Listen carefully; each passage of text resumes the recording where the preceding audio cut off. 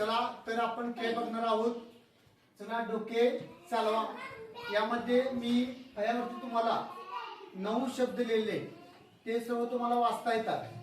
तुम्हाला आता मी एक चिठ्ठी वाटलेली आहे. त्या चिठ्ठीवरती तुम्ही काय करायचं आहे, तुम्हाला यातला कोणता प्राणी लिहायचा आहे त्याचं नाव चिठ्ठीवरती लिहायचं आहे.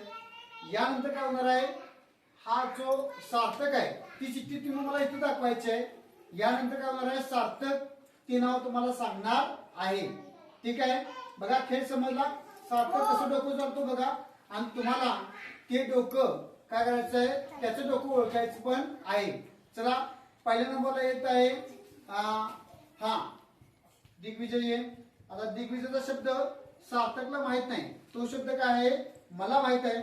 बघा हा शब्द दाखवलेला आणि हा शब्द कोण बघेल, हे नाव कोण ओळखेल, तर सार्थक हे नाव आपल्याला ओळखेल. सार्थक काय नाव आहे हे सांग बरं. बरोबर आहे का शब्द माकड? हा बरोबर आहे का सांग बरं. हो माकड शब्द बोललाय. चला सार्थकच्या या ओळखण्याबद्दल आपण त्याचा अभिनंदन करू.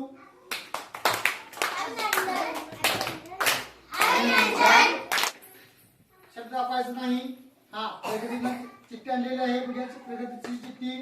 हा प्रगतीचा प्राण्याचं नाव लिहून आणलेलं आहे, आणि प्रगतीच्या प्राण्याचं नाव काय आहे सांग बरं चिठ्ठीवरचं. मांजर. बरोबर आहे का? बरोबर आहे. हा ठीक आहे, मांजर हे नाव बरोबर आहे. चला पुढं. चला पुढे आहे संस्कृती आहे. बघा हा संस्कृती चिठ्ठी घेऊन येत आहे. बघा बरं उघड चिठ्ठी. हा तिचं नाव काय बघ चिठ्ठीवर कोणतं नाव आहे सांग बरं. मांजर आहे का? बरोबर आहे. शाबास. चला हा ठीक आहे ना. हा वेगळं. हा